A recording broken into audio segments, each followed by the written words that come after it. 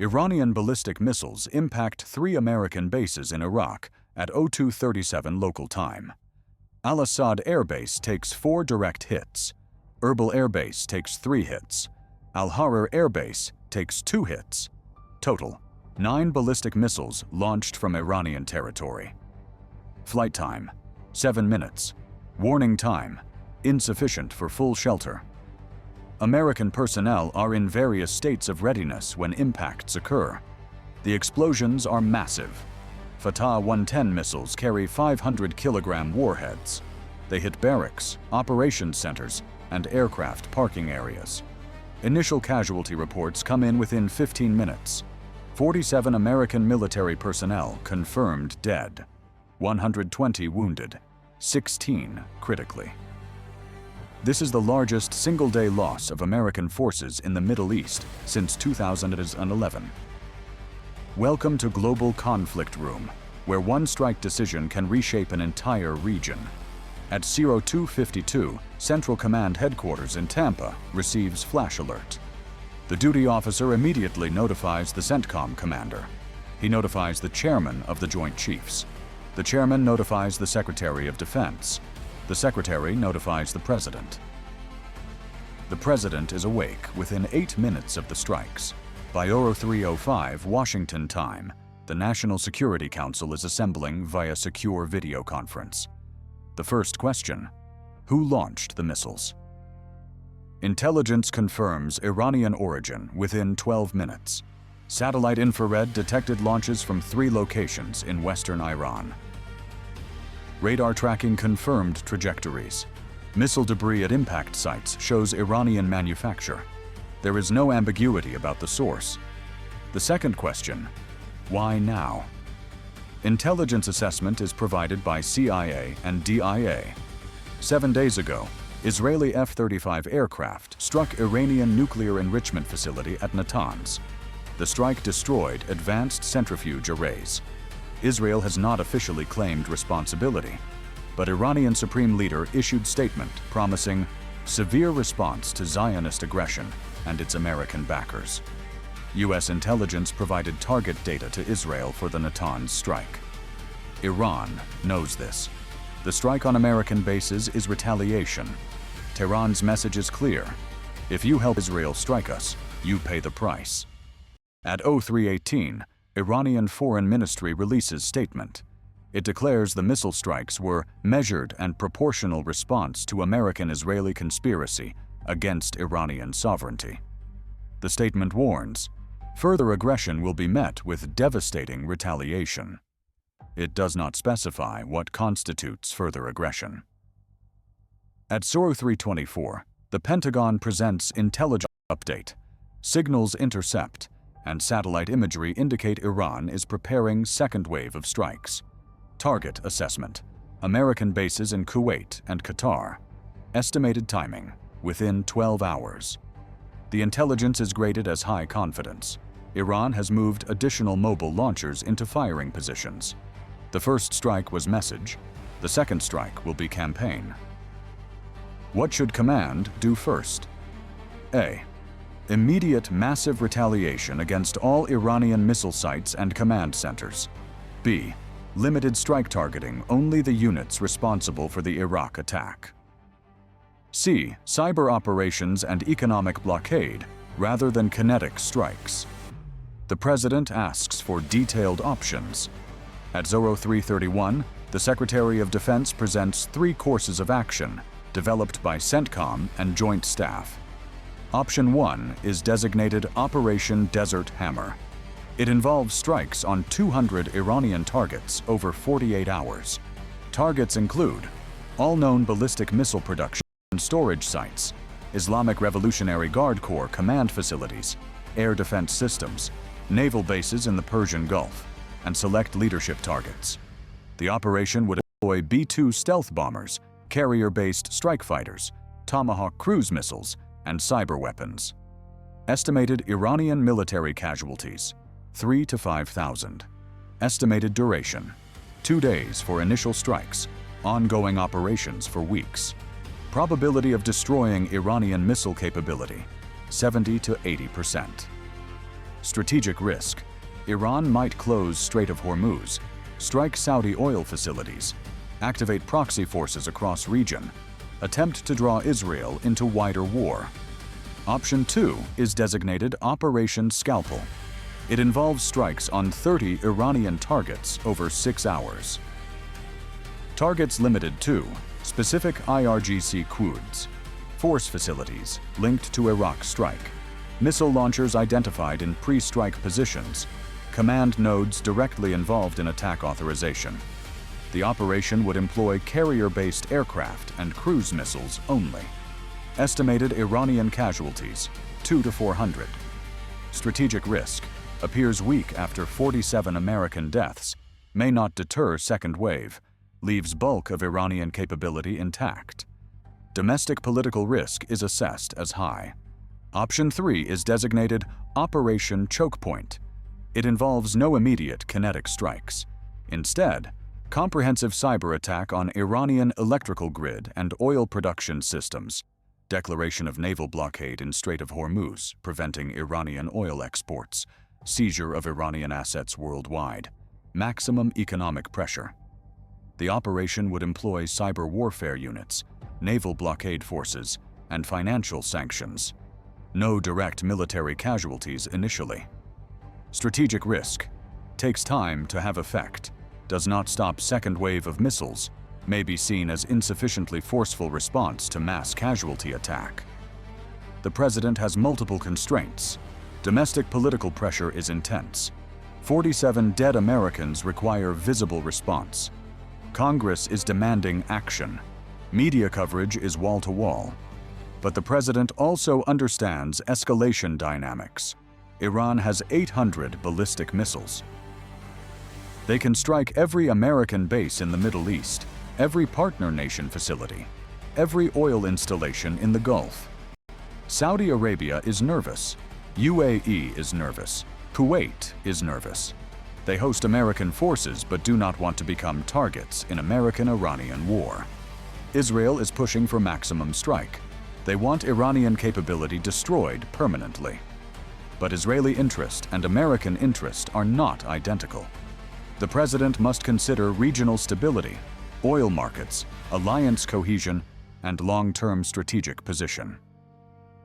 At ZO 347, the National Security Advisor presents a hybrid approach. Execute limited strikes from Option 2 against immediate threat launchers. Simultaneously execute cyber operations from Option 3 against Iranian infrastructure. Add naval surge to Persian Gulf as show of force. Implement accelerated ballistic missile defense deployments to all bases. Open back-channel communication to Tehran through Oman or Switzerland, warning that second wave will trigger Option 1. This approach attempts to balance immediate deterrence, proportional response, and escalation control. The Secretary of State supports it. The Secretary of Defense is skeptical. He argues half measures invite further testing. The chairman of the Joint Chiefs states military can execute any option, but recommends deciding quickly. Intelligence indicates second wave could launch within 10 hours. At 0402, additional intelligence arrives. Iranian Supreme Leader is scheduled to give public address at 09 Eubavir Tehran time. The speech is announced as addressing the cowardly American-Israeli crimes and the Islamic Republic's righteous response. This speech will either de-escalate or commit Iran to further strikes. The president decides to wait for the speech before finalizing response. This gives 4 hours for diplomatic channels to operate. At 0415, IA director reports contact has been established with Iranian intermediaries through Omani channel. Message is conveyed. United States will respond proportionally to the Iraq strikes, but wishes to avoid wider war. If Iran conducts second wave of strikes, American response will be comprehensive and devastating. Iran is offered off-ramp. Public statement that response is complete. Withdrawal of second wave preparations. Agreement to indirect talks on de-escalation. Iranian response through channel arrives at 0530.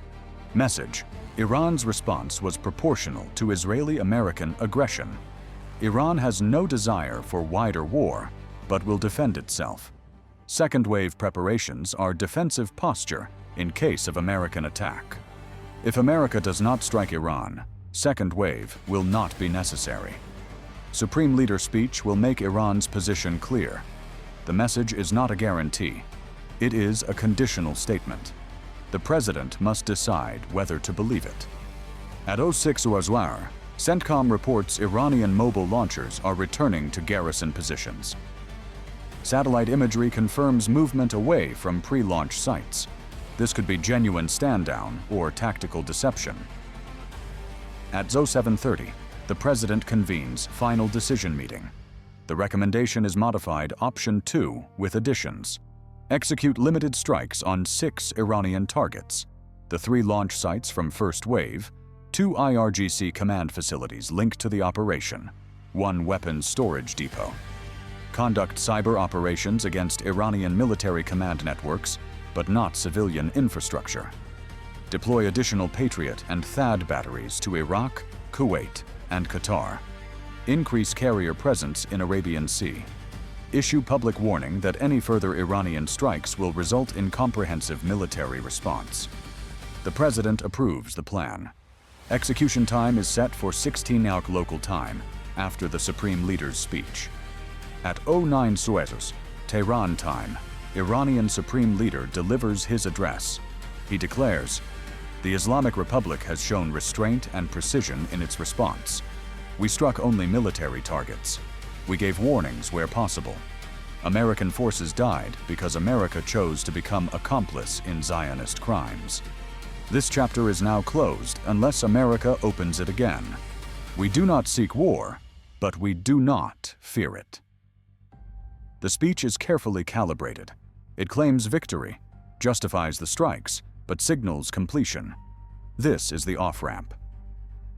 At 16 hours local time, American strikes commence. 73 Tomahawk cruise missiles launch from ships and submarines. F-15E Strike Eagles and F-35s attack from bases in UAE and Qatar.